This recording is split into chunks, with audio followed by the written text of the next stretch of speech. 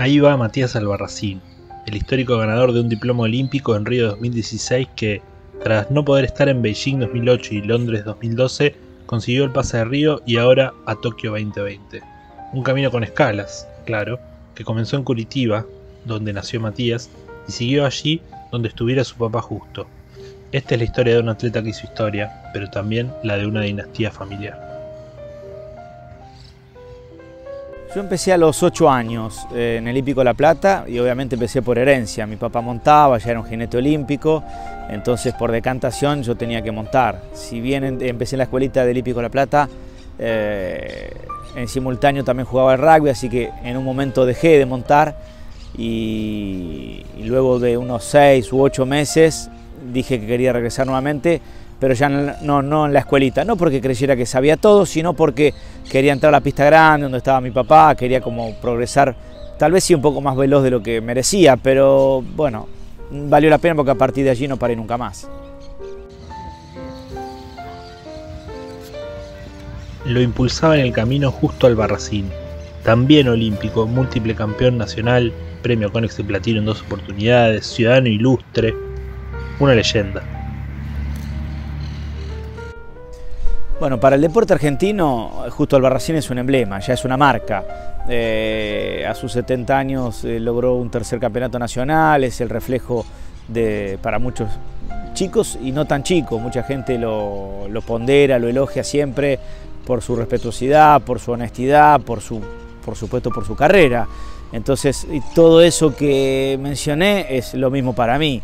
Es una persona, un modelo a seguir del deporte, y no solo vinculado a los caballos y nada más, sino al deporte en su totalidad. Es una personalidad que tuvo 2 Juegos Olímpicos, que se codió con los grandes, entonces es conocido en todo el mundo, no solo en la región. Y fuera del deporte también es una persona que no se queda con la mediocridad, es una persona que intenta progresar, que tiene su filosofía de vida, su pensamiento bien marcado, no se deja convencer así nomás. Es difícil de torcer y eso también lo hace una persona interesante porque tiene sus convicciones, entonces significa que el tipo va por esa y muere en esa, y eso está bien, eso te engrandece.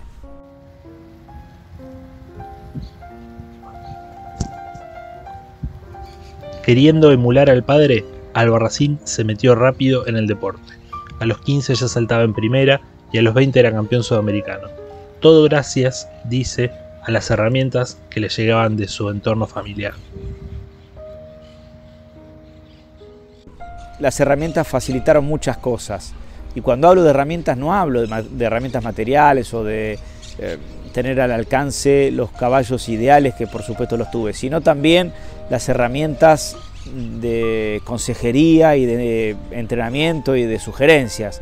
En eso mi papá, Oscar Fuentes, el paisano Fuentes, estuvieron muy cerca. Entonces, por supuesto que tenés que tener un talento, pero todo lo demás lo iba alimentando. Cuando por ahí otros chicos tienen mucho talento, incluso tal vez más talento que el que tenía yo para esa edad, pero los consejos que les daban eran erróneos. Querían transformar a sus hijos en campeones cuando todavía tenían que aprender la técnica. En ese sentido yo tuve las herramientas fáciles.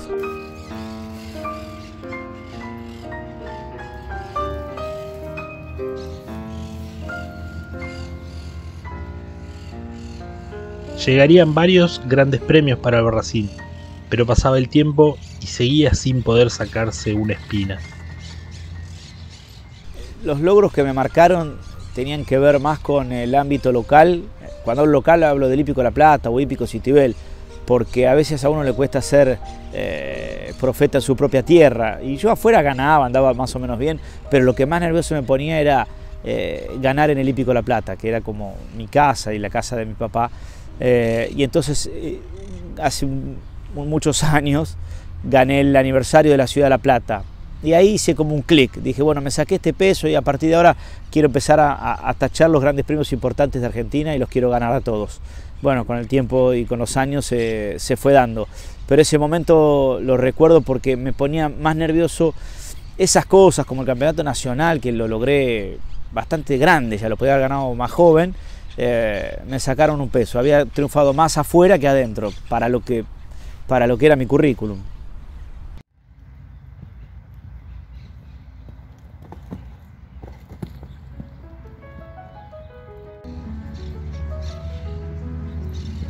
Albarracín crecía en el deporte, pero tenía un anhelo: vestir la celeste y blanca.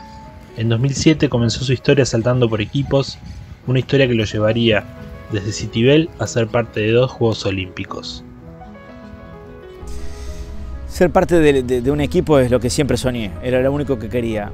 Para eso hice el debut en el 2007, que hubo un campeonato sudamericano en Buenos Aires, de la categoría Juniors, y ahí participé y quedé segundo. Y ganó otro argentino, y como equipo no pudimos ganar, pero me lo puse siempre como meta, representar a mi país de la mejor manera. Ese también podría mencionarlo como un clic, porque es la primera vez que representaba a la Argentina como equipo. Me encanta saltar por equipo, y además recuerdo que en esa selección me señalaban como uno de los referentes de ese equipo. Entonces ya dije, epa, bueno, voy a tener que colaborar, dar una mano. Empecé a asumir tal vez un rol de pseudo liderazgo. De esas experiencias de selección, ¿qué te acordás de lo que fueron los Panamericanos de 2007, tus primeros Panamericanos? Sí, no tengo buenos recuerdos de ese Panamericano, solamente que fue el primero, que fue muy lindo entrar a la Villa Olímpica.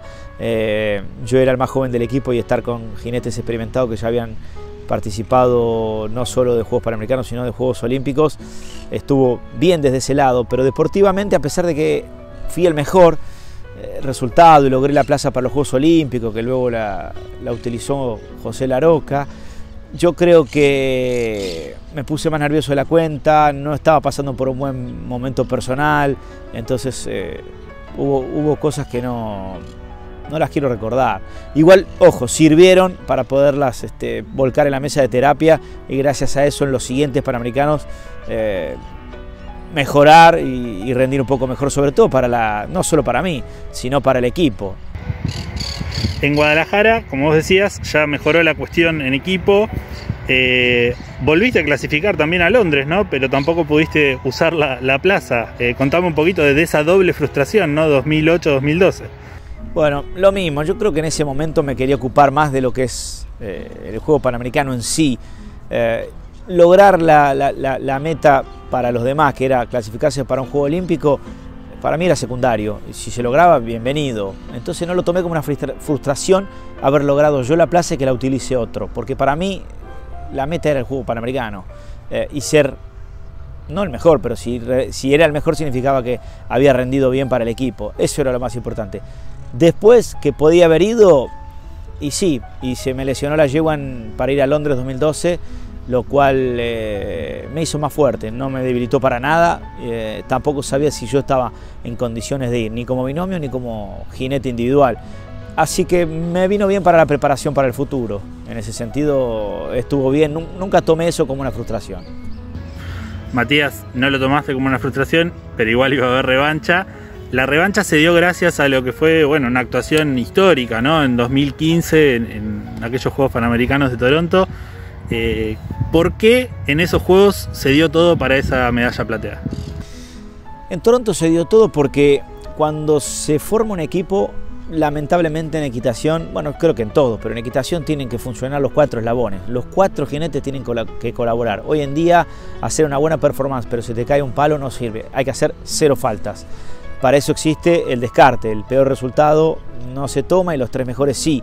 Bueno, en la combinación entre una pasada y otra, todos habían colaborado para el equipo. Cuando eso sucede, seguramente subís muchos escalones. No digo que habíamos tocado fondo en los Panamericanos anteriores, pero sí hubo que lavar mucha ropa sucia. Se contrató nuevamente a Víctor Teixeira. Ya el ENAR estaba en su plenitud, en su apogeo, y eso sirvió un montón para el entrenamiento. Entonces no solo teníamos becas, sino que teníamos todo pago, y ahí hicimos la gira que teníamos y que queríamos hacer. Esos condimentos se juntaron todos, más algún alineamiento de los astros. Entonces seguramente fue un Panamericano por excelencia. Todos bien montados, todos muy buenos jinetes, y una estructura y una coordinación y logística que difícil se repite, y que difícil que hubiesen tenido los anteriores Panamericanos o los diferentes jinetes anteriormente a la existencia del ENAR. Eso es un poco la verdad. Bueno, contame un poquito de tu relación con Canavaro, cómo llegás a Canavaro y bueno, ¿qué lo hace especial? Yo creo que especial a Canavaro lo hacen muchísimas cosas, sobre todo su corazón y su buena voluntad. Él no es el mejor caballo en ninguna de las disciplinas, en ninguna de las competencias, pero intenta hacerlo, intenta poner lo máximo y yo intento que él lo ponga. Pero yo no creo, él sabe que todo le cuesta un poco más que al resto. Y yo me junto con él en el año 2014 porque se venían los Panamericanos y teníamos que tratar de armar el mejor equipo. Entonces, gracias a José Laroca que me apoyó y me dijo buscate un caballo, me fui a Alemania 15 días y entre probar varios caballos surge la posibilidad de montar a Canavaro. Los demás no convencían demasiado y Canavaro convenció un poquito más. Entonces fue un poco por decantación que dije, bueno, dentro de todos este creo que es el mejorcito y si no, servirá para el nivel nacional, para saltar en Argentina y seguir entrenándome. Bueno, y después eso demostró que tiene de especial. Hizo la selectiva, clasificó para los Juegos, no llevaron, hizo 0 cuando tenía que hacerlo, en la final tuvimos a nada de desempatar por la medalla y sobre todo mostró buenos augurios para lo que venía, que eran los Juegos de Río 2016. Entonces lo hizo especial muchísimas cosas, él te da una seguridad, tiene un temperamento extraordinario, no aumenta tu nerviosismo, sino que lo baja en la previa. Es un caballo tranquilo, que te da seguridad que no va a querer pararse o que no va... Si no puede, no puede, pero que lo va a intentar, lo va a intentar. Entonces eso lo hace un caballo súper especial. Hemos llegado a Río. Primero me gustaría saber, bueno, dijiste que no fue una frustración, ¿no? Lo de 2008, lo de 2012, pero ¿qué significó finalmente llegar a un Juego Olímpico después de 2 ocasiones donde tenías el pase y no pudiste ir? Bueno, cuando uno empieza a montar y a demostrar ciertas virtudes, empieza a ponerse metas y cada vez más altas. Cuando yo vi que podía y que entendía por dónde iba el deporte, mi meta principal y mi sueño era sin duda ser olímpico, ir a algún Juego Olímpico. Entonces sabía que esta oportunidad sí no se me iba a escapar. Ya estaba maduro, ya estaba preparado, pero sobre todo tenía atrás todo lo que tenía que tener, el sustento, y sobre todo un compañero que era Canavaro, que sabía que podía hacerlo bien, que iba a hacerlo dignamente. Entonces para mí significó un antes y un después de la equitación.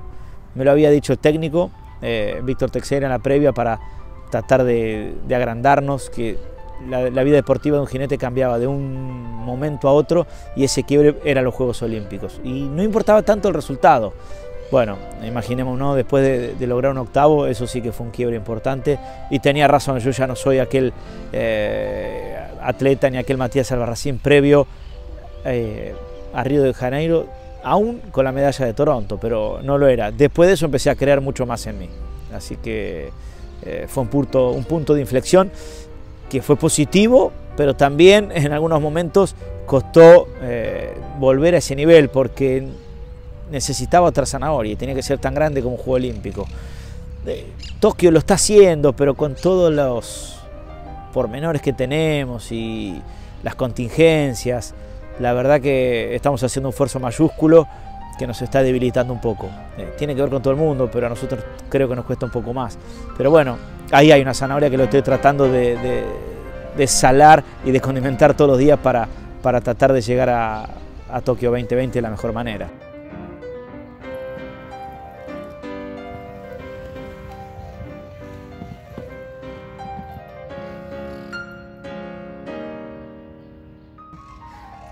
Ahora sí vamos hacia el largo camino a Tokio y bueno, hay que empezar por una clasificación que ya se dio de forma rara, pues se dio después de Lima, meses después por el doping de otro equipo.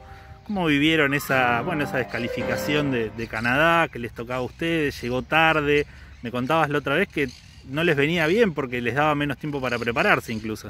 Claro, en principio no nos gusta que nos regalen las cosas, entonces nosotros en el Panamericano de Lima pensamos que deberíamos andar mejor, independientemente que después no logres la plaza, pero que pelees un poco más de igual a igual, y eso no sucedió. Entonces después cuando descalifican a Canadá no solo es tarde, porque no te rearmás, nadie compró un nuevo caballo o se hizo de un nuevo caballo para enfrentar lo que venía, empezás a responder cosas del CAS para ver si Canadá al final se baja o no, o si va. Hay mucha incertidumbre y vos no te estás preparando como debes. Después cuando nos toca ir, no digo que fuera tarde, pero bueno, vamos a poner el pecho y no nos rearmamos, con lo que tenemos vayamos. Luego viene la pandemia, se retrasan los juegos, Argentina creo yo que es la más perjudicada, o Sudamérica, porque como no hay una industria en la equitación en Argentina y en Sudamérica, se para. En cambio, en Europa hay industria y las industrias no paran, entonces nos llevaron ventaja. Y nosotros entonces en ese sentido estábamos bastante demorados. Jinetes que tenían que habilitarse no podían hacerlo porque los jueces no venían a habilitarlos, porque no había vuelos, porque no había la oportunidad. Nosotros como argentinos no podíamos entrar a Europa. Yo pude porque tengo un pasaporte italiano, agradezco, pero otros no podían. Entonces desde ese punto de vista estamos contra marea. Pueden decirnos que el resto también, pero yo creo que nosotros tenemos un poquito más de desventaja que los demás. Camino a Tokio mencionaste, ¿no? En Sudamérica la desventaja fue un poco mayor y bueno, además las desventajas históricas de vivir en Sudamérica en este deporte, y además a vos se te suma la desventaja de tener un caballo que ya está grande y que sumó un año más en este retraso. ¿Con qué expectativas vas a Tokio? Bueno, la verdad que yo debería subir la vara, ¿no? Debería tener mayores expectativas que la de Río, pero sin embargo no sucede así. Y entonces yo siempre intenté ponerme expectativas que las que pueda cumplir, porque si no la frustración después sí que duele. Canavaro lo siento bien, voluntarioso, con ánimo, pero sé que sus movimientos han menguado, reflejo del paso del tiempo. Yo creo que quiero hacer un juego olímpico digno para no opacar lo que hizo Canavaro, sobre todo en Río 2016.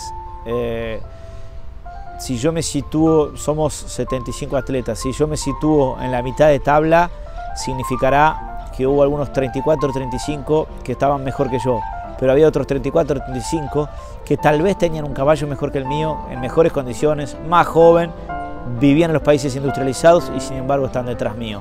Entonces, para poder cumplir, me parece que si estoy en un puesto 35, que está mal decirlo, la gente debería decir que yo tengo que ir por una medalla y después, y no desilusionar a la gente que me apoya y las becas que tengo, pero también tengo que ser realista. Y si hoy puedo estar en el puesto 35, significa que además estoy a 10 de la final.